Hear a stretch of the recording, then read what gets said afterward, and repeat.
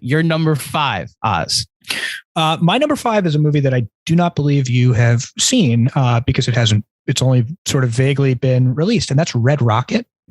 Haven't. I want to so bad, but it literally hit theaters when Omicron surged, and it was like I'm out for the rest of January and the rest of 2021. But please go ahead and talk about it. It has hit the streaming services now for rental, the Voodoos and iTunes of the world.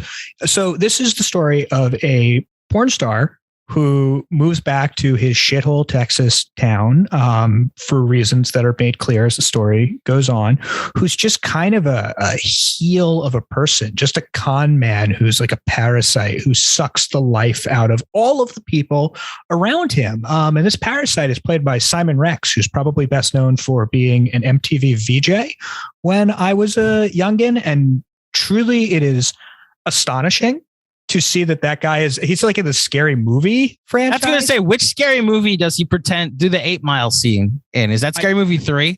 I would like to pretend that I know the answer to that question. I'll look it up. Don't worry. I do not. But yeah, this is a guy who respectfully sucked for the rest of his career, who came out here and gave just a Herculean performance of a scumbag, not even in emotional crisis, in financial crisis, and trying to figure out how the fuck to deal with it.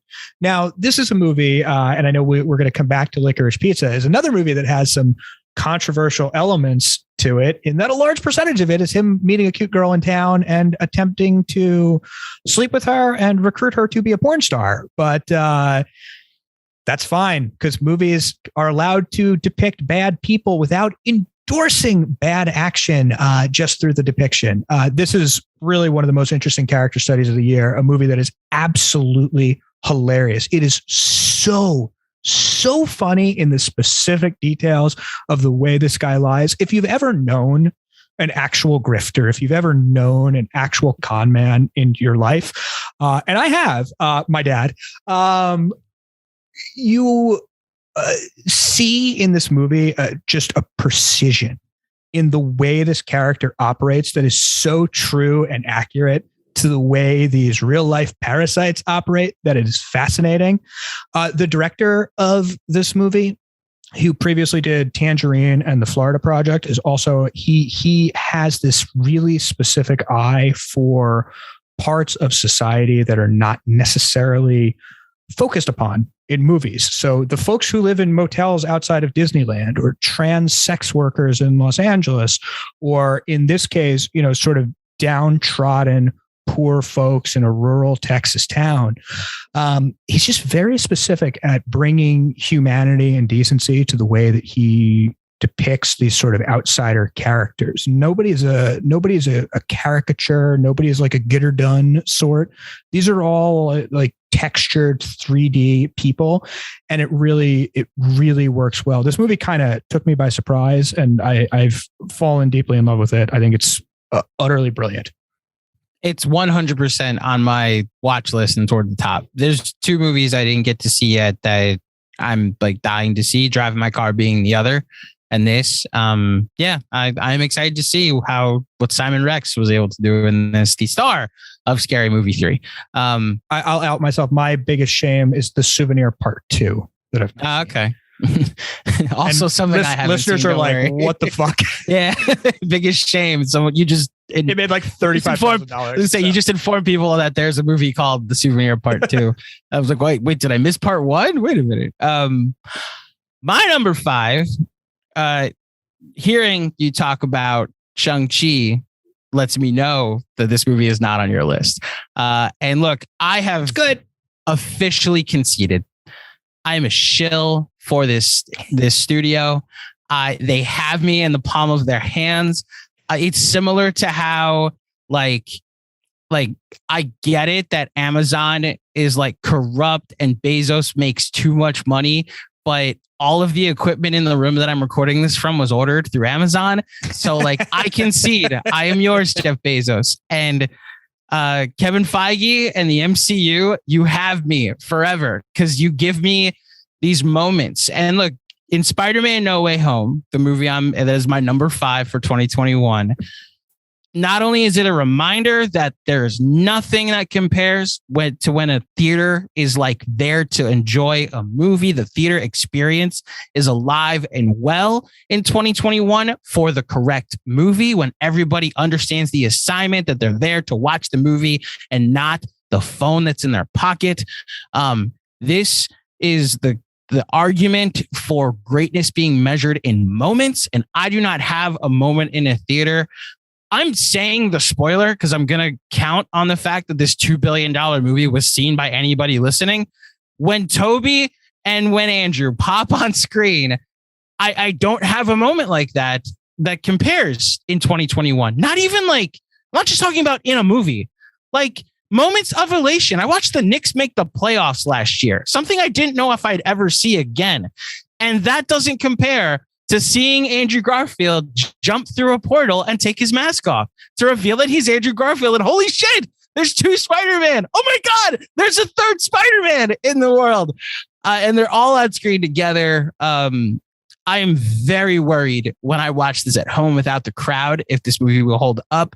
But I am in love with the story enough that I think it will hold up. And as of right now, this is absolutely my number 5 for 2021. And I think going forward, I'll look back and think of those moments. And that's how I'll calibrate like that excitement wearing off a bit, but still like remembering that moment in a theater. It's similar to how like the first Avengers doesn't really work for me as a story anymore because of everything that's happened since. But I remember the first time seeing the camera pan around and the Avengers have assembled for the first time on screen.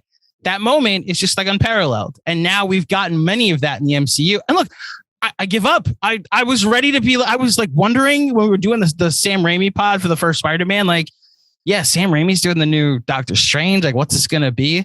One trailer during the Super Bowl. I'm in. Whatever. I'm in. You got me, Marvel. Like, I've now started to do the deep dives of what could happen in the multiverse of madness. Yeah, that's a title that totally sounds cool. But like one word, Illuminati. I'm in. Whatever, Marvel. You got me forever. Everything you do gives me the tingle that I need. My Peter tingle. My Spidey sense goes off when Marvel drops a trailer, and I'm all in. Yeah, Spider-Man No Way Home, my number 5. I love this movie. I have no shade to throw here. This movie's great. It's a joyous popcorn experience. It also works on a great deal of emotional levels. I'll be honest and say that I've only seen this movie once, and I wonder if, repeated viewings. I've heard a rumor that it comes out on streaming to buy on the 28th. Mm-hmm. So it's not too far away. So I would, I look forward to watching it again and seeing if it can close the gap on Shang-Chi, because certainly Shang-Chi went from being, one of the best Marvels to being my favorite Marvel when I could rewatch it. So I'm curious how Spider-Man plays under those circumstances. And look, I get what you're saying about the long-term appeal here. I'm the one who was texting you and Macri and Yash like a fucking nerd during the Super Bowl, being like, "Oh my God, Patrick Stewart voice." Yeah. So like, I'm in. Like, I'm going to this thing opening night, or hopefully a screening, but going to this thing opening fingers night, crossed, and, man. And I will be gleefully excited to see all of the actors who are definitely not in this movie, and we get to bring that joke back. Yeah, that's all right. The actors who are definitely not in this movie. Definitely not. Yes. Oh my God, the Easter eggs from that trailer that have started to come out. There's so many people that are definitely not in this movie. I've started to mute is all I'll say. I've started to add names and words because the leaks are everywhere, and I'm trying.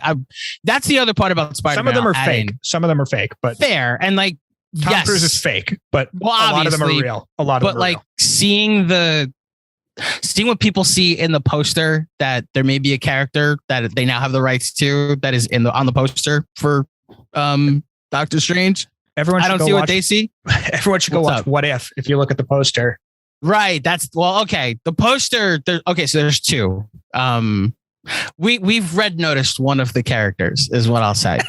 The people see that person in the Doctor Strange poster, and it's like, I don't see it, but I'm not gonna say it's out of play that this character might be in the movie. I'm just gonna say this: I successfully, like, through our joke of Andrew Garfield and Tobey Maguire definitely not in because they said they're not, I had put it out of sight, out of mind. I had muted every single, like I muted spider, the word spider, the word, that wasn't English. I muted the word spider. I muted the word man. I muted the word Spider-Man. I muted the word home on Twitter because I just wanted to be as cold as possible, even though obviously they were in this movie. And when that moment happens, it actually worked on me that I forgot because it's like right after the Aunt May death scene. And I was like, oh yeah, oh my God, this is about to happen. And then he jumps through the portal and takes his mask off and it's Andrew Garfield.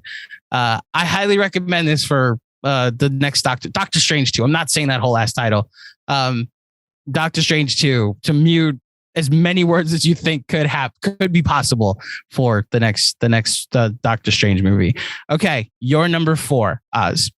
My number 4 is a big old-fashioned sort of movie that they're quite literally not going to make anymore because none of you people go see them in theaters. And that right after we celebrate, everybody goes the only movie that people went to see at theaters. That's now, only going to shame on you for not going to the theater. Only Spider-Man. That's all. And Thor and Black People Panther. See Batman. People see Batman. Black Adam and Batman and everything else.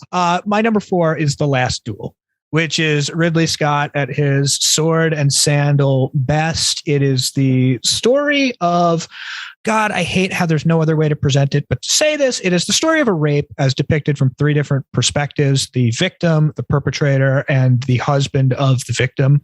And part of the grand brilliance of this movie is the way that it Rashomon's its way through showing different perspectives of the same scenes. And I think it's kind of a little lazy to call it the Rashomon version because it's doing something a little bit different with perspective and honesty and the way the characters lie to themselves. They're in the same general bailiwick, but it's a little bit different.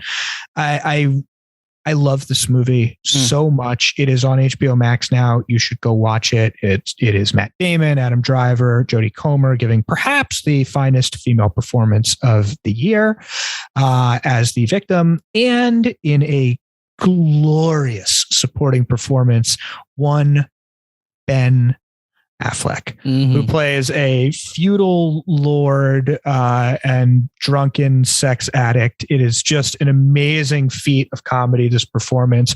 And truly everyone at the Razzies should be just drug out back and put down for daring to taint Ben Affleck's name, who gave one of the very best performances of the year. Fuck each and every one of the Razzie people. I agree. I love The Last. You're really knocking off all of my honorable mentions right now. Well, there's one that if you could do process of elimination, there's a big bopper for us this year that didn't make my list. That's fine. I'm good. So I get to talk about it. Yep. I'll take it. Yeah, I loved this movie when we first saw it. I love the different perspectives. I love the fact that they didn't force Matt Damon and to like do an accent. They were just like, you're from Boston, we're just gonna make you talk normal. Why didn't he take this lesson to Gucci? Yeah, tell me about it.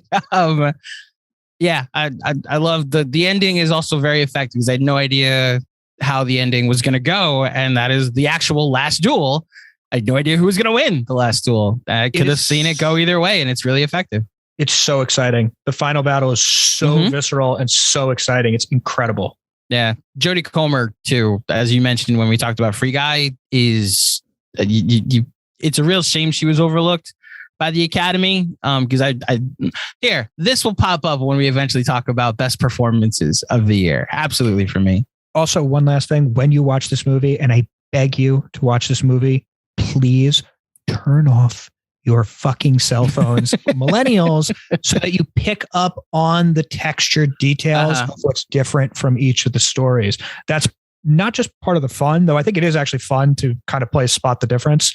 It is why the movie resonates so much for the people that love it, is to see the ways that particularly the driver character views himself so differently from the ways that others view him. Matt Damon sees himself as this sort of medieval hero when he's really just a fucking simpleton.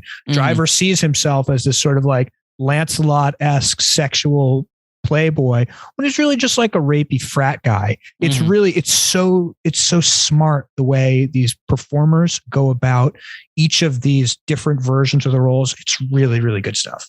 Indeed.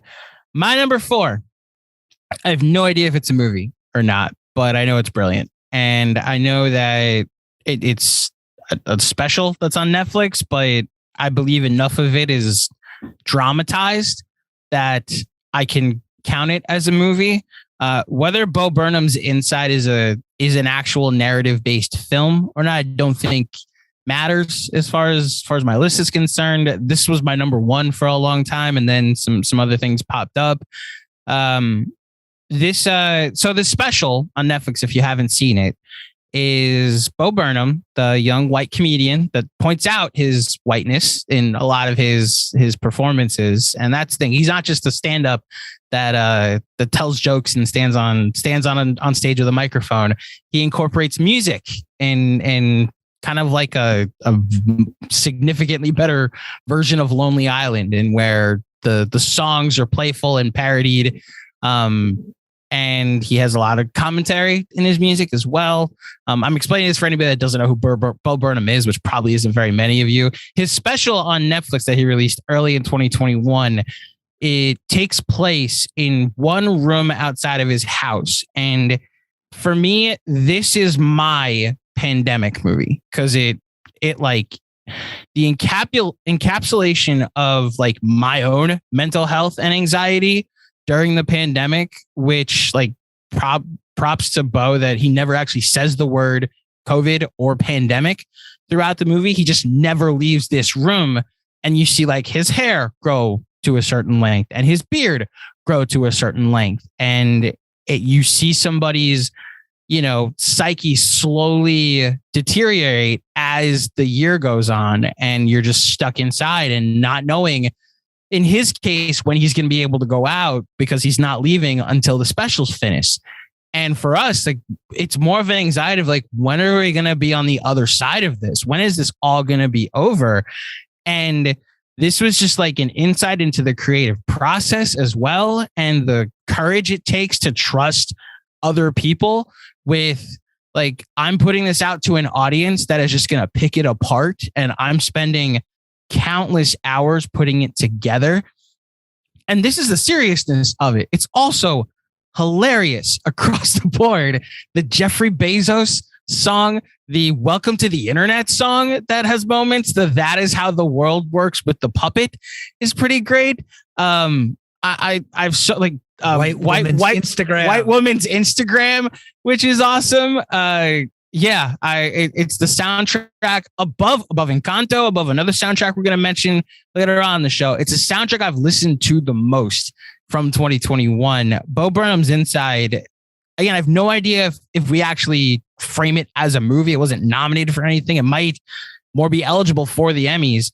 But as far as things I saw this year, this was one of the more brilliant things I did. And it's also, I judge it by like how long it sticks with me. It's still something that I go back to and think about from like a psychological standpoint. So that's my number 4. I really struggled with what to do with this. And at the sort of 11th hour, I mean, look, we usually don't talk about what our opinions are on the show before we get on. We want it to be fresh. We didn't share our top 10 lists. But we texted about this because we need to make a decision about if it counted or not.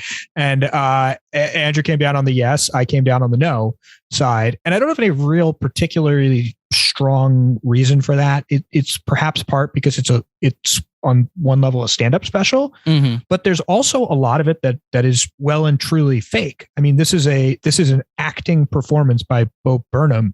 He rented a house to film this in. It's actually the house from A Nightmare on Elm Street. Or like part of the house from a. Is it really? Yeah, that he filmed. Oh wow, I didn't know that. Wow. And he was living with Lorraine Scafaria, who directed Hustlers, who was his girlfriend during the pandemic. So he's doing this like rumination on like loneliness and misery, when in reality, he's not living like his best life or anything like that, but he's living a much more normal pandemic existence than one might expect from the depiction in the movie, which makes the acting here that he's doing far more impressive, because I think 99% of people come away from this going, man, that guy really got fucked up by COVID. Mhm. So I think it's really brilliant. I think everything you said is totally right on. I think it's one of the smartest, savviest things of the year. Were I to count it as a movie, I think it would actually be number 2 on my list this year. I just chose not to count it as a movie, in part so that I could send some love to an extra movie, knowing that you would well represent Inside on our top 10s. Well, you're welcome.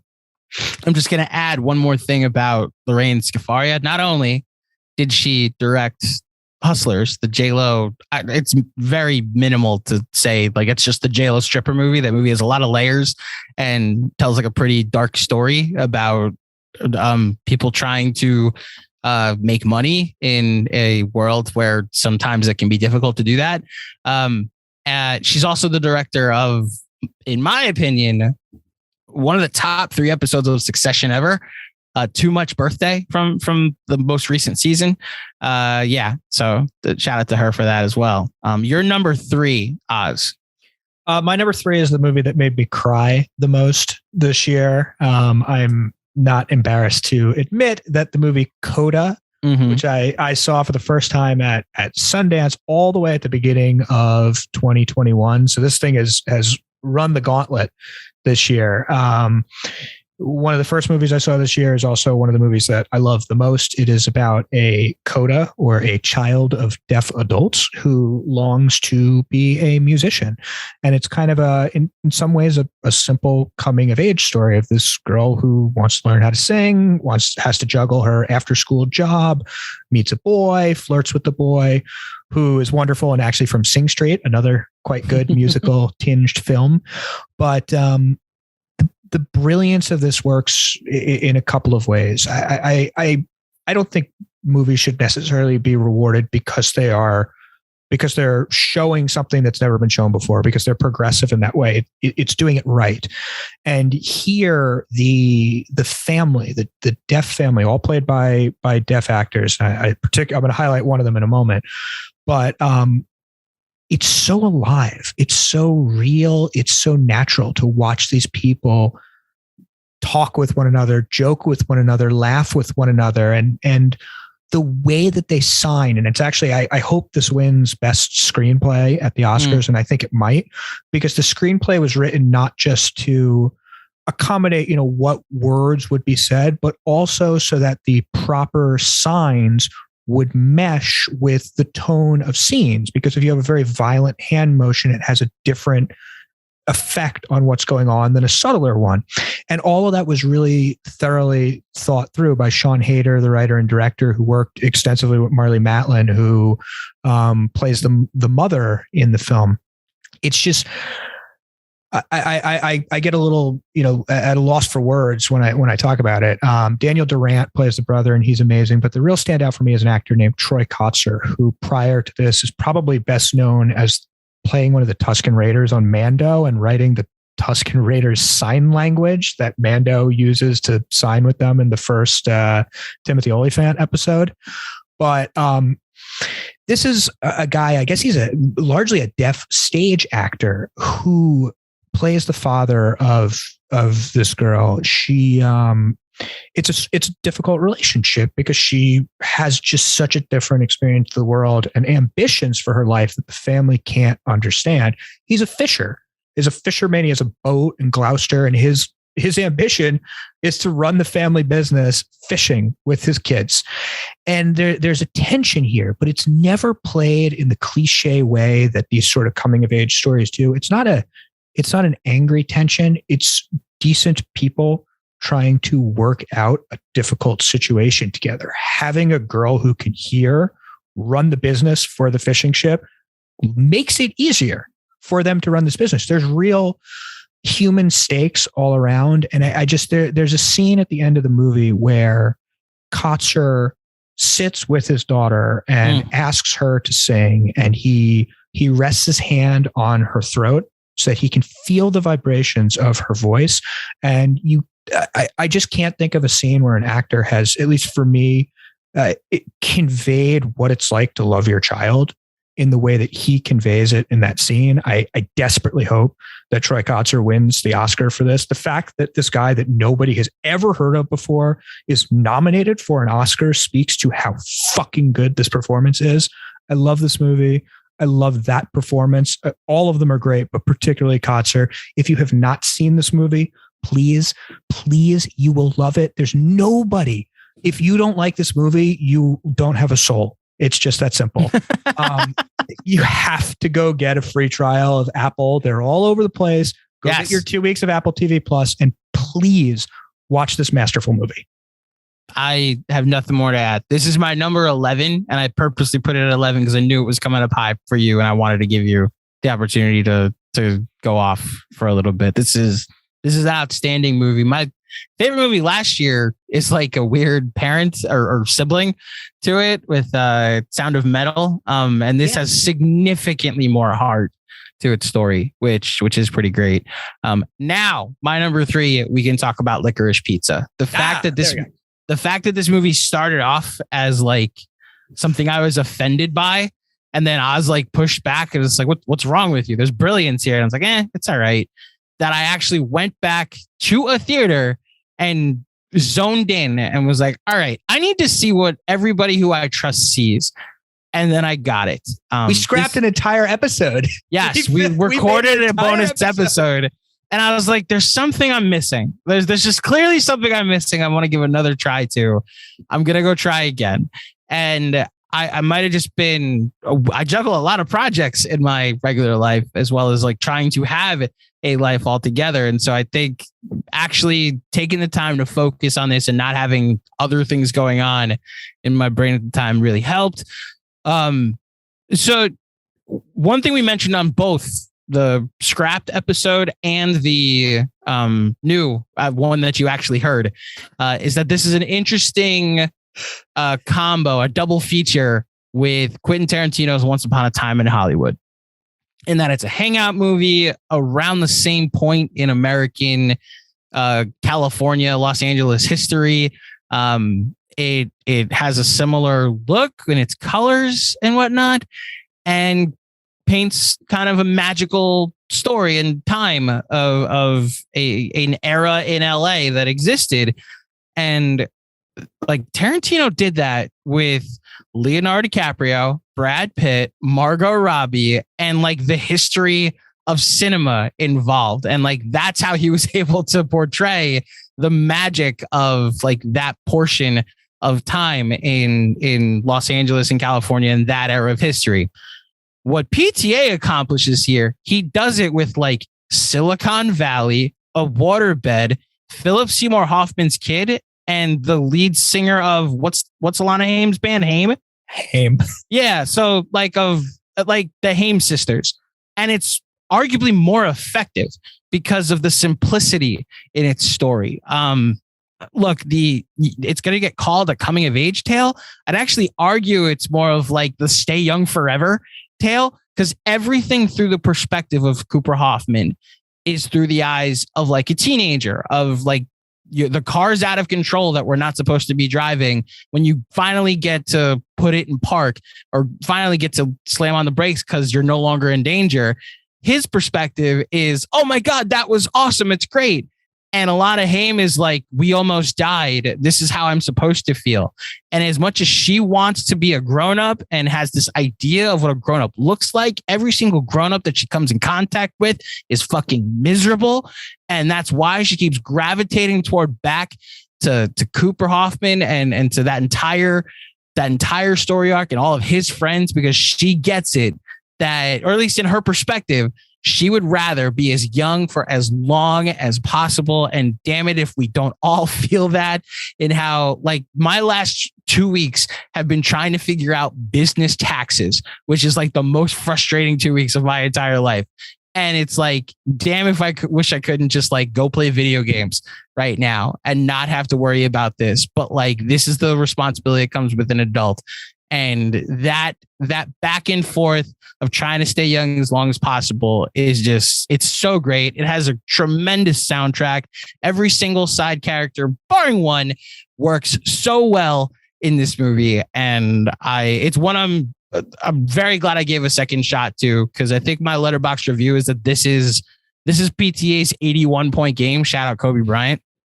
And I think like Kobe at least had like more to work with against the Raptors in that game, because he had like Lamar Odom and Ron Artest setting screens for him in that game. And Cooper Hoffman and Alana Haim had never done things before, at least of note before this. And the fact that PTA got these types of performances out of them and put a story like this together is a pretty great accomplishment. So Licorice Pizza is my number 3. I think the only thing I would add, because I think you expounded on it beautifully, is that there are two sorts of people in this world: the people who have seen this movie and recognize that it's great, and the people who are reluctant to see this movie because of the controversy that surrounds it. And I touched on it with Red Rocket, which is a far more scandalous movie than Licorice Pizza, and everyone should go be mad at Red Rocket instead and leave poor Licorice Pizza alone. Look, I'm sort of burying the lead here. Then there's a love story here, and it's a bit of a platonic love story. It's a friend love story in some ways. It's a romance at some level as well, between a girl who is approximately 25 and a guy who's approximately 15. The timeline of this movie is a bit dream state and doesn't quite make sense. It could happen over the course of a summer. It could happen over the course of like 3 years. It's really hard to tell purposefully. And I think that folks are harping on this movie as some sort of pedophilia thing because it's this older woman who's interested in this younger boy, and it's really missing the point. PTA is a very, very smart individual, with love to all of you listeners, smarter than the two of us and smarter than any of you. And when he makes a decision, there's a purposeful intent in what he's doing, and he knows damn well how audiences will react to a 25-year-old and a 15-year-old together. And it's the transgressiveness of it that's actually so important. It would be safer and easier for this 25-year-old to find the fountain of youth and happiness and everything else in a 19-year-old. That's an easier, safer story. That's not the type of storyteller that PTA has ever been. And if you think that's what you're getting from him, you haven't been paying attention. He wants there to be a difficulty, and he wants to set up extremes. PTA has a lot of virtues, but he's frequently not very subtle with what he wants you to see. And he wants you to see these two pillars on opposite sides of Sean Penn playing a William Holden character as this drunken, deviant, sexually aggressive piece of shit.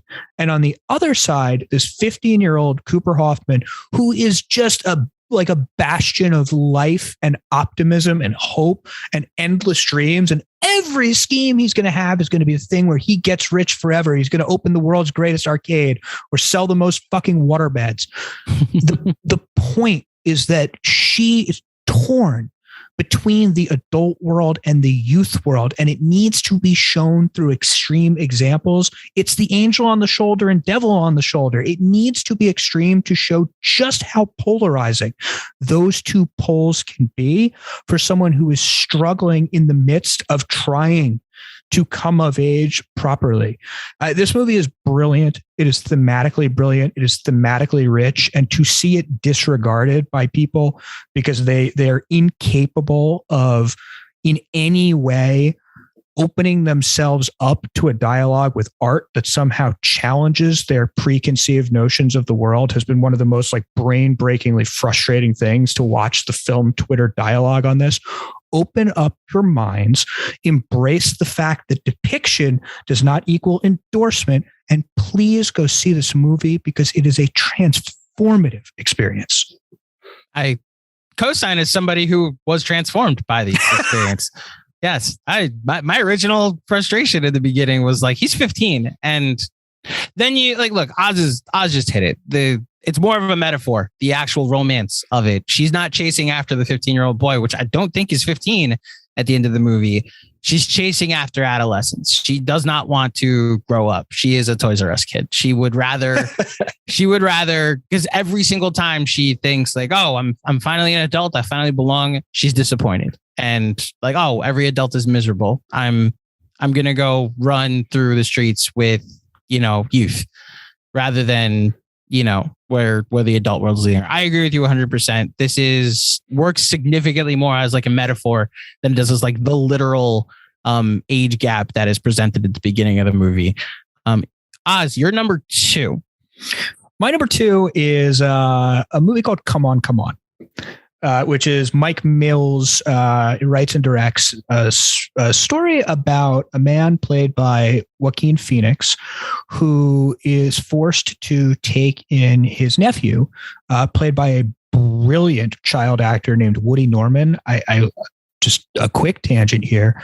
I don't understand why it is that some years the Academy decides we're gonna pick a child, and this is going to be a child that we recognize because we like this kid. Woody Norman gives, and I don't think I'm exaggerating here, the best child actor performance I've ever seen in my entire life in this movie. The Academy just doesn't give a shit. It's because nobody watched this movie because it's kind of a slow, talky indie drama, which is what I like. And I have a genre of things I like, which are movies where two people walk and talk together and have deep conversations about their lives. And boy, oh boy, is a lot. I didn't put that two together. Wow, that's a good point. It's like Linklater could have directed this. Yeah, it is a lot of this movie. Joaquin Phoenix and Woody Norman walking around and having conversations about their lives. Gabby Hoffman is also in this movie. She plays Woody Norman's mother and Joaquin Phoenix's sister in an utterly brilliant performance. She's not been a favorite actress of mine, and she is just astonishing here. I think that this is the best performance of Joaquin Phoenix's career. I love Joaquin Phoenix. I don't say that as a sort of willy-nilly thing. I think Joker is a bag of shit, but otherwise I think Joaquin Phoenix is one of our finest living actors. And I think this is the greatest, most textured, most thought out work he has done. I just think it is so smart and savvy on the ways that children can change us, the ways that the perspective of a child can open up the perspective of an adult. There's a moment at the end of this movie, and it's not really a film that can be spoiled because it doesn't so much have a plot, that where the Phoenix character comes to realize just how much of his nephew's life he's never going to understand. He's never going to get it because our kids become something else. As soon as they start having their own thoughts, we're never going to get it anymore. And every day, every month, every year, it gets a little further away. And I personally find it terrifying that like my little buddy is going to evolve into an entirely different person. And that 10 years from now, because he's going to have his own internal life, his own friends, his own influences, his own girlfriend, his own boyfriend, whatever, that are going to take him in different directions, and he's going to grow his own eternal life. And I'm just never going to understand it. And that makes me really sad. Like the kid that I've known for his entire life. And frankly, because of COVID, he ain't known anyone but me or my wife for most of his life. Like we know everything about him. That's going to change and shift. It's already changing and shifting as he's in school. And it's so insightful in the way that memory works, in the way that children think and act and behave. Much of it is framed around these quasi-documentary interviews. The Joaquin Phoenix character is a reporter, and he's interviewing children about coming of age, about their lives, about what they understand about real world events, which kind of serves as a framing for the different locations where Phoenix and Norman will go. It's just so very smart. I love Mike Mills. He made 2 prior films, Beginners and 20th Century Women, that are deeply important to me. I really think that this movie is incredibly touching and incredibly moving. It does require a little bit of work from a viewer. It's not like CODA, where I'm like, everybody should definitely watch this movie. This is when you have to be willing to open yourself up to something that's more on the indie scale side of the spectrum. But I think it's a brilliant movie, and it's really a coin flip with me for number 1 between this and the other film. Yeah, this is a better movie than the one I'm about to mention, but I thought a lot about Honey Boy in a way that like that. So Honey Boy is the movie that Shia LaBeouf did. That's quite literally the story of his life, the screenplay that he helped write while he was in rehab, and he narrowed down his issues being connected to his father. And so then he did a movie called Honey Boy, in which he played his father. And it was the story of a guy that was overprotective and intrusive of a child actor. And while that none of that happens really in this, just the fact that your perspective can change and your behavior can change as you realize, through the perspective of the kid. This is, like you mentioned, that it requires a little bit of buy-in from the viewer, but man, Joaquin in this, and look, I'm someone that likes Joker. This is in a different category from Joker, as far as performances go. And that's saying a lot, seeing as how he won the Oscar for Joker. So yeah, Come On is my number 12. Another thing I left off intentionally, knowing it was going to be pretty high on your list. I did that with what I think is coming next for you. Nah, one more away. Oh, maybe. I don't know. So here's what I'll say. When I really looked at my list, my 1, 2, 3, 4, and 5 have a number 1 in them somewhere. So like Spider-Man No Way Home, the number 1 theater experience, like superhero blockbuster thing that I enjoyed the most. My number 1 experience of 2021. Burnham's Inside is the number 1 like home experience, I guess you could put it, because I didn't see it in a theater, obviously. And since I have no idea what the movie it is, just like as a creation, like Daddy gave me some content, like as a thing of content, it's the number 1 thing I saw this year. Then you go to Licorice Pizza. I actually think that's the best movie I saw this year as far as like the narrative experience is concerned. And objectively, I would say that's the best movie of the year, even if 2 other things hit me emotionally more, which is what I'm going to highlight as my number 2 and number 1. I'm going to lean more optimistic and put the thing I enjoyed more rather than the thing that wrecked me more as my number 1, and choose my number 2 to talk about the movie Mass. So this is a story of 2 couples. Several years after a school shooting takes place, the parents of the shooter and the parents of one of the victims sit down in a church on like a Saturday morning when nobody's there. And in one of the back rooms, they just have a conversation in search for closure. This is from first-time director. I'm blanking on his name. Going to pull it up now. Fran Kranz, who was in Cabin in the Woods as like a third, as like a 4th or 5th character. He's the heart of Dollhouse. If you've ever seen I've never seen Josh Whedon show, he's I know he's not the technical lead, but he's like the cog that makes that work. So this stars Reed Birney, Ann Dowd, Jason Isaacs, and Martha Plimpton as the 4 parents in the room. And throughout the course of the conversation, you see the 4 different perspectives, 4 very different perspectives of how they're processing the grief of what happened. You've talked about how you hate that this is a genre, that the school shooter genre bums you out, and how, like, as a parent, you hate that this is something you're going to have to think about, like your kid coming home from school every day. My girlfriend works at a school. The first victim in Sandy Hook was the school psychologist, which is what my girlfriend is. And when I'd be lying if since I've seen this movie, I haven't thought about it every day and been a little relieved every time I've gotten the text on my way home, because I never want to be in the situation that the parents are in. And as much as like I don't want to say it takes too much buy-in, because this I think is more therapeutic than anything else, but you do have to believe that these 2 couples would agree to sit down in the same room together and have this conversation. They talk about this event from the perspective of like a father so like, let's just go from like the victim's parents, the father who's like turned his grief into activism and a need for change. And it's like, the only thing I know how to do with myself is to like activate myself. And like, he's one of these Twitter dads that is like fighting for gun change now. And, in reality, he knows this is not going to bring his son back, but it's at least going to make him feel like his son is like his death was worth something.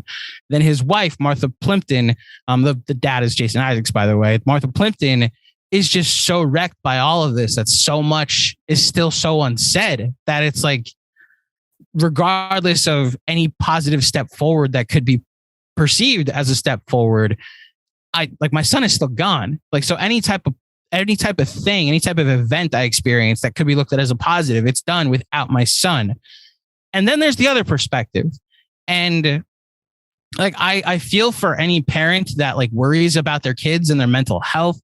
And like, could I be raising the perpetrator of this? We talked about I forget what pod it was at this point, but we need to talk about Kevin, like the school shooter movies that have existed. And like the realization when you show up to the school that not only was your kid not like killed in the school shooting, but like is the reason there was a school shooting, is something that I don't wish on any parents to ever have to experience. And seeing Ann Dowd like as the like depressed, but also like exhausted mother, because she believes like I did everything I could. And I saw signs and I acted. We hired doctors, we hired therapists. We were like, when he was happy, we looked at that as relief, not as like a mirage to some deeper issues going on. He had friends, he was popular. And yet I raised a murderer. And like her just exhaustion that like I'm never going to be able to escape. And the second guessing of every single decision that she made, that in the moment might have actually been the right choice, but things out of her control psychologically took place. And forever she has to live with that. And then the Reed Birney character, who's just completely internalized everything and hardened to the point where he's got like all the retorts ready for when people try to blame him for everything. And yet like the grief is still there and it's like, when there's a moment in the film where Jason Isaacs talks about like how he has memorized step for step, and he like points a finger at Reed Birney being like, you don't know how my son died. I know. You don't know what happened that day. And he goes like time by like 8:51, this happened. 8:52, this happened. And then he gets to the point where his son passes away or is killed. And then Reed Birney responds with the next step in the process. And then the next step, because for his story, for what happened to him, it continues. It didn't just end when Jason Isaacs' son died. It ended when his son took his own life, the shooter in the story. And for him, like the world mourned 12, we mourned 13 or whatever the number is. And like trying to find a place that would let us hold a ceremony was impossible. There was no candlelight vigil for my kid. And despite the fact that he did the most heinous act ever, he was still my son. And all of these perspectives come together and create a story, not even of closure, just of like the anger that comes out, I think, from these four characters in this story, that like this even is a thing, is I think the message of the movie, that these are like conversations that I don't know if they ever happen, but they're what we're all thinking, and even more so what we're all fearing could happen one day. This movie shook me to my core watching it the first time. I rewatched it with Rosina just to be like, yeah, like this is the movie that probably shook me the most in 2021. And all of this to say, I mean, look, I was rooting for worst person. I knew this had no chance to get a screenplay nomination. This is one of the best scripts I've ever seen and ever watched play out on screen. And the camera's also put in a great position, so you see who's reacting to what is said throughout. And it's the simpleness of like, this is four people talking in a room for over 2 hours. And the last shot isn't like closure. It's like from when they walk in and it's four chairs sitting around a table. They all leave the room. The chairs are in four different complete directions. There's still chaos. There's still brokenness, but there's no like we got it all out. And that's how we move on, that we've had this conversation and we continue to try and just get to the next day. I challenge everybody that hasn't seen this to see this. It is a rough sit, is all I'll say. You will feel things throughout this movie, as I clearly did. So Mass, my number 2 of 2021. I think this is a terrific film, and one that I've really grappled with for where it should exist on my list or not. Or I think part of it is that when I make a top 10 list, I don't know. It's stuff that I want to celebrate. It's stuff that I want to sit here and say, I love these movies, go watch them. And I'm just so mad that this movie exists. I get it. Yeah.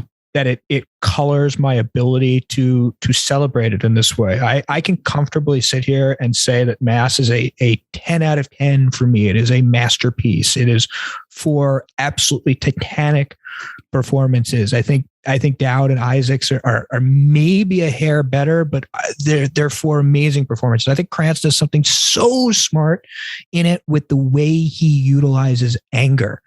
And it's almost as though it's actually like the old theater school thing of as someone gets a ball and that's when they're like the center of a skit. And then they pass the ball to somebody else and they take it. And there's a way that emotion is passed back and forth between the characters so naturalistically that from a filmmaking perspective, beyond the story, allows each actor sort of their showpiece moment and they entirely deliver. I'm talking about it analytically in part because it's a movie that I just find very difficult to grapple with emotionally. There's this and another school shooter movie called The Fallout are both going to show up on my honorable mentions, and both are hurt by the fact that I just have no interest in ever watching them again, and I feel disgusted that they exist. I feel disgusted about our country, about our politicians, about the Second Amendment. I'm really upset this movie exists, and it's an absolutely masterful depiction of what it is forced to depict. Yeah, I agree. All right, let's talk about your number one movie of 2021. I just pushed away all of our conservative listeners who've made it this far. Because we had so many leading up to this. Yes. My number one movie of the year is a film that I've seen 4 or 5 times now. I just adore it. It has spoken to me on a profound level. I think all the things I've said about, or we've said collectively about coming of age movies applies to this one. It is a film not in the English language. It is a film that has already been announced as having a Criterion Collection release, but I swear to you, this movie is approachable. It is in some ways, I diminish it by giving it this comparison. It's a little bit like 500 Days of Summer from the female perspective. I'm trying to make it accessible by saying that. Okay. Not crazy. I dig it. It's the film The Worst Person in the World, which massively overperformed at the Oscars by getting an unexpected screenplay nomination, which is fantastic because it has a brilliant screenplay. It is about a young woman who's 29 when the film starts, turns 30 during the movie, and how she grapples with the societal expectations for what she should be doing with her life, what she should be doing in her relationships, what she should be doing with her sexuality, what she should be doing with her career.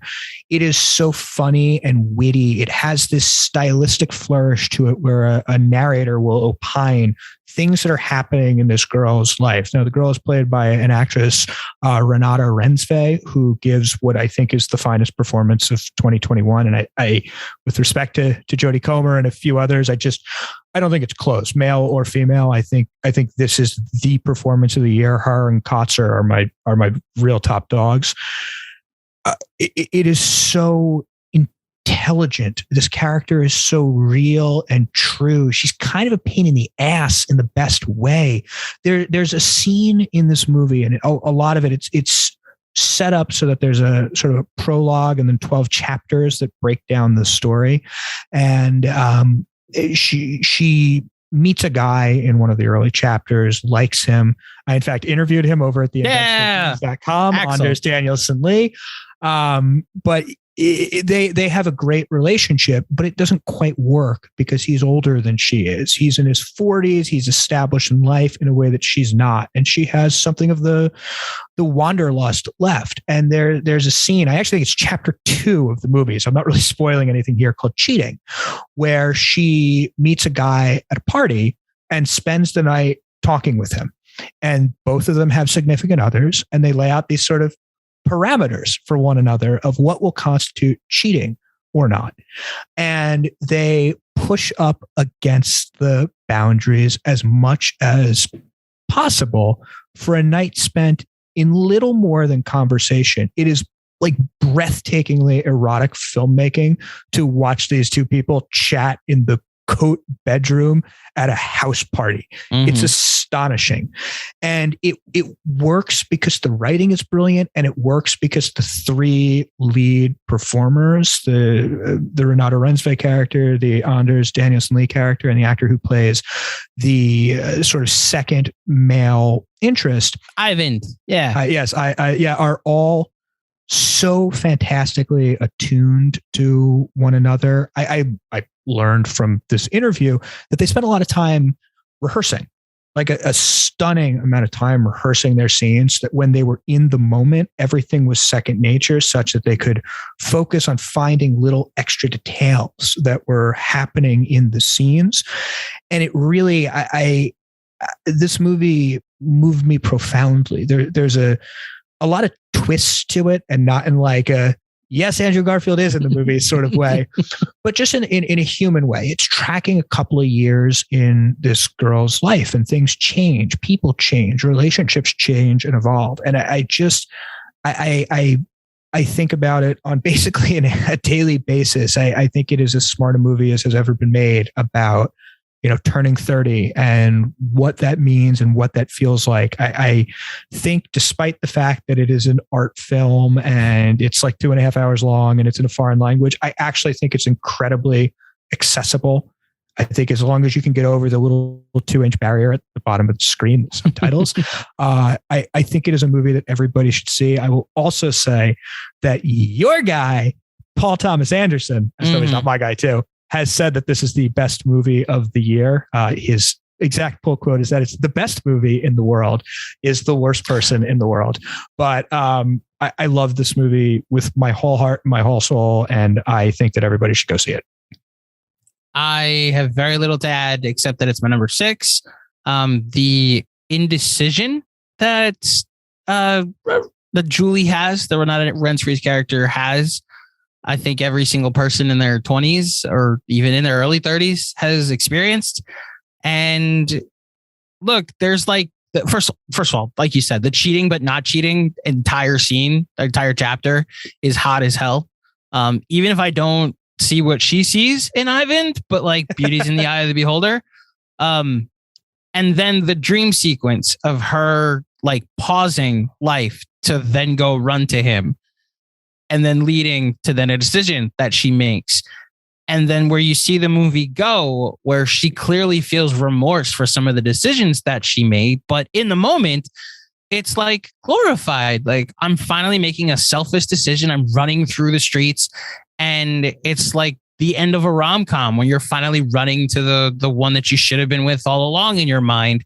You play that out, and then you see the after effects, and you feel that like regret that she seems to feel. And then the last shot of the movie, another decision that she decided to go a different direction on plays out. And while like from the outside looking in, you judge her and it's like, oh, you're the worst person in the world for doing what you did to those people.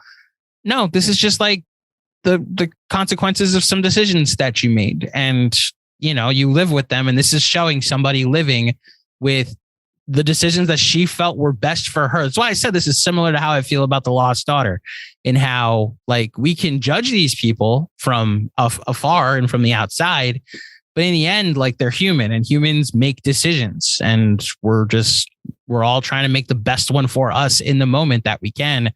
And yeah, this is a brilliant movie, and I'm glad I didn't put it. I had to keep it on my list. This was not going to be one of those like leave it off so Oz can vamp. This is a brilliant movie, and I'm glad it was recognized as such by the Academy. The only thing that I would add to the discussion is that I think it's the only movie that has. Let me back into this. There are movies that have dealt with Me Too and the sort of broader understanding of sexual power dynamics that are good. I think The Assistant last year was one of, if not my favorite movie, but it's basically a horror movie about Harvey Weinstein. This is the first movie that takes at least this effectively takes a far more textured analysis of a post Me Too world and the way that sexual dynamics have changed over the last 5 or so years that I think is so very smart and frankly is would be almost impossible to happen in an American movie. I think we're too quick, and the Licorice Pizza dialogue is the perfect example of it, to dismiss things that wants to grapple with very, very difficult, fraught issues in ways that are anything other than black and white. And I'm not saying like, hooray, Woody Allen or something like that.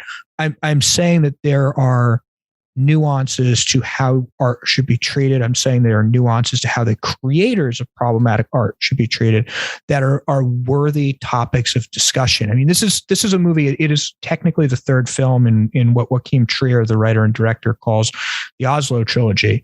And these movies have no characters in common. The only thing in common about them is Anders Danielsen Lee and a sort of thematic overarching struggle with what it's like to be a young person in Oslo and what society is like, what burdens it puts on people as they're coming of age. And I just think that I just don't think that other filmmakers grapple with these issues in as smart, textured, and frankly fun ways as this movie does. It's really funny. Like it's a good hang. Like you brought up the frozen world scene, which is in all the commercials and trailers, because it's kind of like a filmmaking showstopper. There's so many things in this that are so stupidly funny. There's a part, the Anders Danielsen Lee character is a comic book artist, where he is like shaking with anger. He's so upset that the cinematic adaptation of his transgressive graphic novel has removed the buttholes from the cats, from his cartoon cats. That is so funny. And it's like, on the one hand, the seriousness of what the art means to him. And on the other hand, of this sort of absurdity of like fucking cat buttholes. Like, I thought that was something we reserved for dunking on the Cats movie. This is a really good, really funny, deeply moving film that I would recommend to anyone. And if you're going to challenge yourself just a tiny bit to get past the subtitles, go with Worst Person in the World. I frankly like it better than Drive My Car, which is one of my top honorable mentions. I wish this got that surprise Best Picture nomination instead. But this is a brilliant, brilliant film. I agree. The acid trip scene would be my unintentional comedy sequence as well. Well, that's intentional. Well, fine. It's my favorite intentional comedy sequence as well. My number one is a movie we have sung the praises on this pod, on the other pod that I work on. Yeah, every chance I've gotten to, I feel like I've talked about this movie. It is Lin-Manuel Miranda's cinematic directorial debut. And a film only he could have directed too, because he portrayed Jonathan Larson in an adaptation of Tick, Tick, Boom when it was off Broadway in the mid 2010s. This is the film version of theater composer Jonathan Larson's one-man play that covers the week leading up to his 30th birthday, when he's trying to get a play that he's been working on for 8 years made and funded and selected by Broadway. It is a career redefining performance for me, for Andrew Garfield, and that now I see every performance that he's ever done through the prism of the guy that had this performance in him, and wondering, like, did I sleep on some other things that he's done in the past? Yes, namely a performance as Spider-Man, which I will still defend. Like, those two movies are not good. He is probably better than I gave him credit for. And you get to see him in a good version of a Spider-Man movie in Spider-Man No Way Home.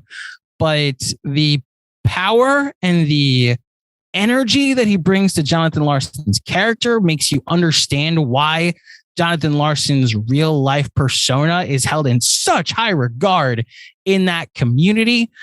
And by community, I mean, like, all of theater people regard Jonathan Larson as like one of the greats gone way too soon. And you see that brilliance play out with Garfield.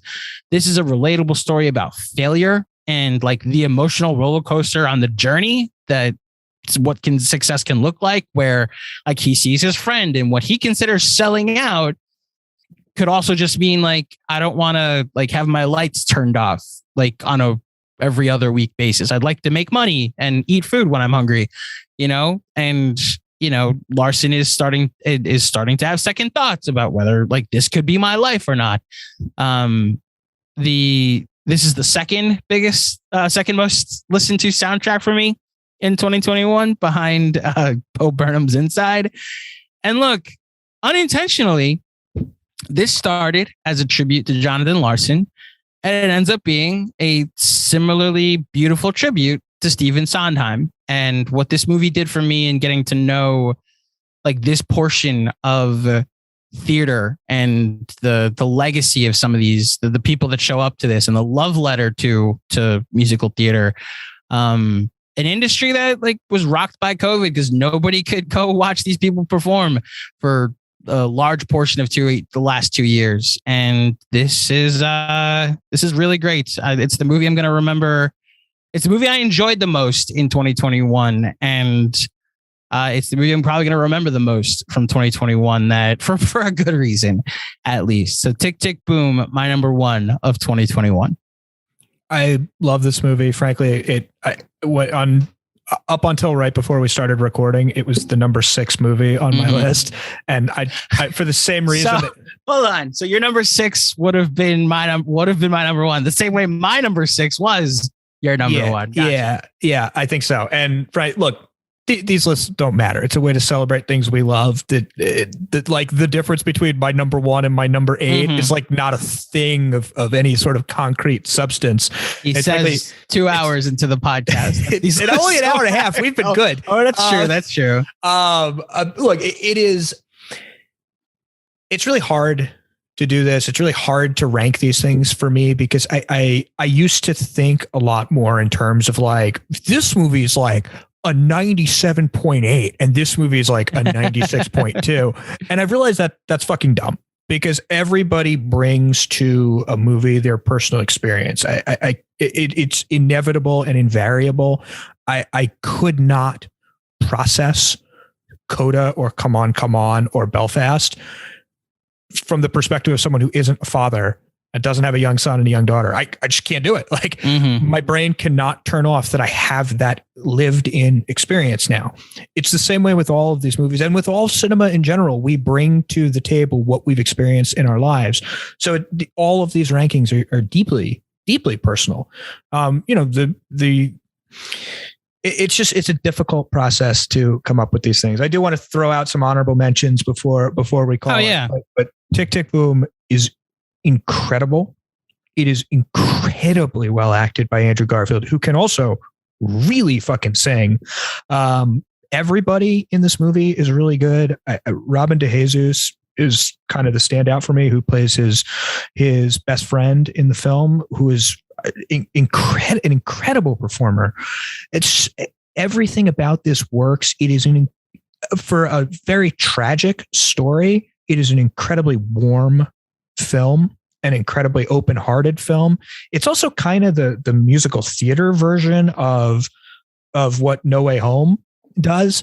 The Sunday scene in this. Oh yeah, it is all of these famous Broadway people show up to play sort of supporting roles in the singing of Sunday in the midst of this movie. And watching with my wife, who was once a musical theater actress, she was having the sort of like orgasmic reactions that Marvel fans do when each of the portals open, and be it T'Challa coming through or Tobey Maguire on your left. Yes. The same sort of thing with each reveal. It's a really special movie and one that I look forward to revisiting many times over the years. I love it. It's a great pick for number 1. Yeah. I remember when we left seeing Don't Look Up, our screening of Don't Look Up, and we both, I don't want to say dismissively, but like it wasn't at the forefront of either of our minds of like, oh yeah, there's the Garfield movie, Tick, Tick, Boom. I might check it out when I get home if I can stay awake. And I put on the opening number, 3090, and just being like, okay, I'm going to want to stay awake for all of this. And I turned it off then and there, knowing I'm going to wake up, drink coffee, and then watch it in its entirety. It's, I think, on my list, the movie outside of Bo Burnham's Inside that I've seen the most. And it's only because Bo Burnham's Inside came out like in January or February that I've seen it more. So those are my top 10. It might be my favorite episode we've done, or at least of the bonus episodes. Oh, yeah. My favorite, because it was one that we didn't intend to do. It wasn't really on the radar. And then we both watched it. We're texting and we're like, we really should turn the fucking cameras on and talk about this. And it's just a love letter. It's just like 40 minutes of joy pouring out of both of us about this movie. And I think in some ways it actually has informed ways the podcasts and other things we have in the works are evolving. So I really have a great deal of love for this film. Vanessa Hudgens. Last thing I'm going to say. Vanessa Hudgens.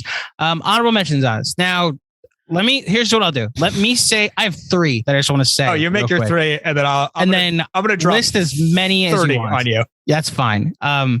So the only ones we didn't say, I have in order: Lost Daughter, CODA, Power of the Dog, which I'm going to revisit now with the prism that this is probably going to win Best Picture. You mentioned The Last Duel. I have it there too. I'm going to also mention another Matt Damon film, Stillwater, directed by Todd McCarthy. I actually think it kind of got slept on. It's like 2 movies in one, because he's like trying to get her out, and it's this like fake investigative story. And then when he gives that up, he just like lives over there, and it's like that story on the other side of it. And then, so Stillwater is one I'd recommend. The Card Counter, Oscar Isaacs. The Tiffany Haddish of it all doesn't work for me, but the Oscar Isaacs of it all absolutely does.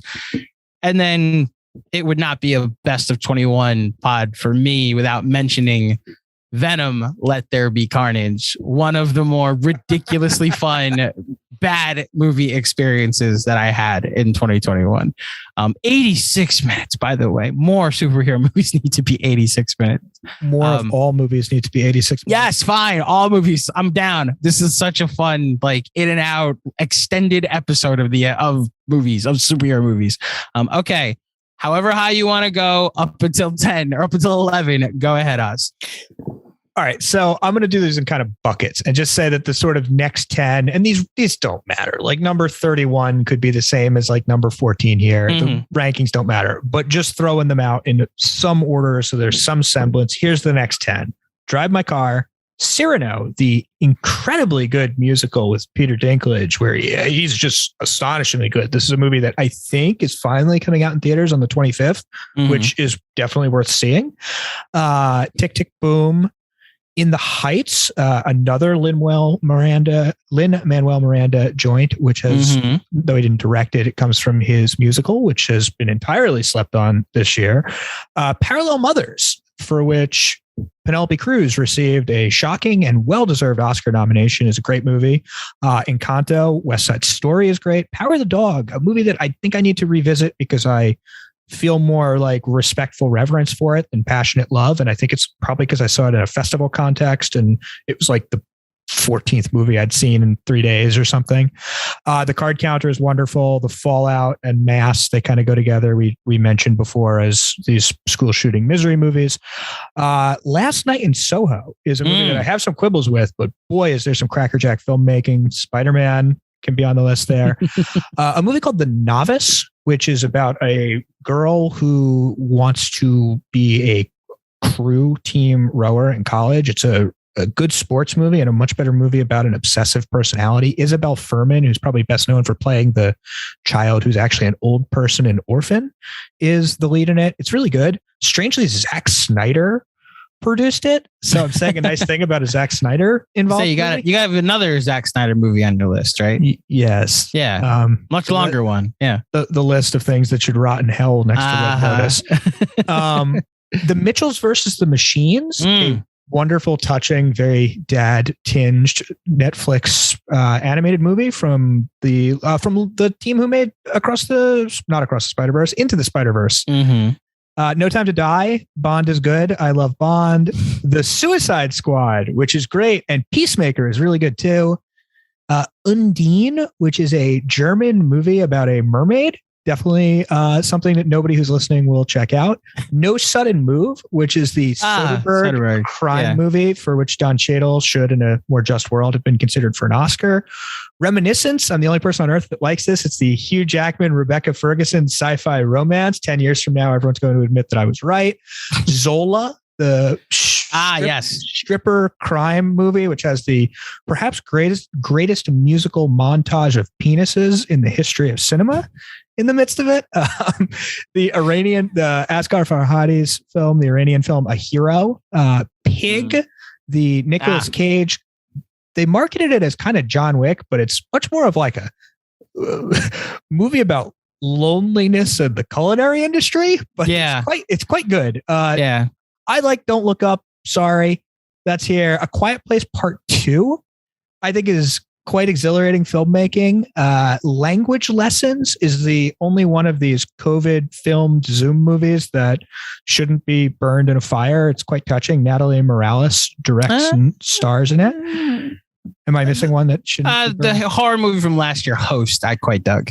Host is fine. It's also like 58 minutes. It's barely a movie. Right. But okay, so if you're saying it's not a movie, then I agree. But fine. If I dug it. It's watchable enough. I think that's quite good. And Mark Duplass is in it as well. Another weird one that only I like is a film called Those Who Wish Me Dead, which is a firefighter adventure movie with Angelina Jolie about smoke jumpers and criminals. This movie is fun as hell. And if you disagree, you are wrong. I like The Tender Bar. I'm sorry. I'm a sad sap who's manipulated by daddy issues movies. Last two, Bergman Island, which is a sort of real and fictional set together movie set in the place where Bergman made most of his films with Tim Roth and Mia Wasikowska and Anders Danielson Lee. And it's very good. And finally, I will put Dune on there because I think Dune is a prodigious technical achievement, even if it left me a little cold emotionally. And that's my top 40 for now. Just because I didn't say it doesn't mean I didn't like it. There's a lot of other movies I like this year, but when you see as many movies as a crazy person like I have, you have to cut somewhere. So I'm sorry, King Richard. I still think you're good, even though you didn't make my top 40. So what Oz is actually saying is that if it didn't make his top 40, he hates it and he hates you, listener or watcher, for this movie, for your interest in that movie.